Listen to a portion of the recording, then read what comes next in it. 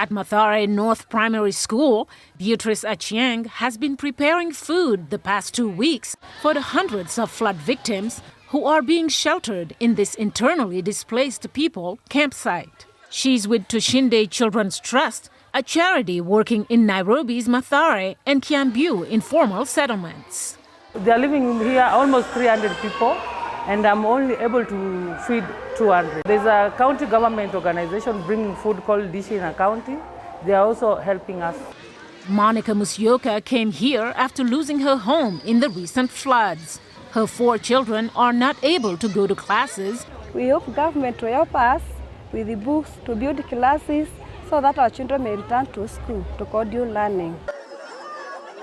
This week, Kenya President William Ruto, who visited the Mathare area, said $7.6 million will be used to rebuild all the schools affected by the floods before reopening them. Also, his administration plans to compensate the victims for 3 months. Wale wote households 40,000 hapa Nairobi. All the 40,000 households that have been displaced by floods in Nairobi, the government will give them 10,000 shillings so they can settle somewhere as they wait for the government to sort them out.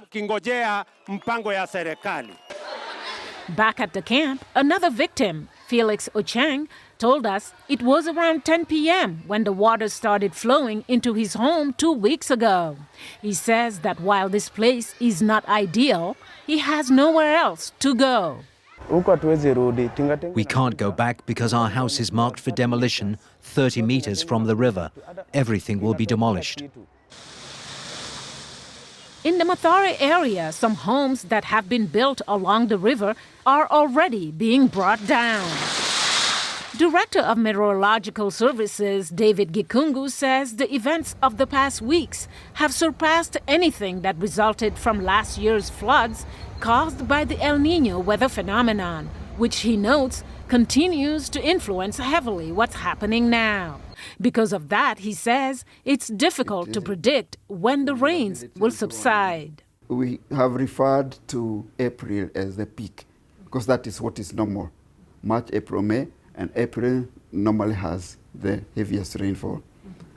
We want to see whether under the features of this influence, whether even in this season, 2024, it will still be the peak or whether it's going to go down. Meanwhile, Peter Murger, Kenya Red Cross Disaster Risk Reduction Manager, says what's happening in neighboring countries also directly affects Kenya. Yesterday we were having an issue whereby in the western side of Kenya, actual North Rift region, West Pokot, one of the markets was disrupted because of flooding in Uganda. Up north in the upper eastern region, when there is heavy rains in Ethiopia, it's flooding in Kenya, you know, and likewise on the Somali borders and Tanzania. He also says more people may be displaced if more dams overflow. Places like Tana River, they are still predisposed to issues, to emergencies.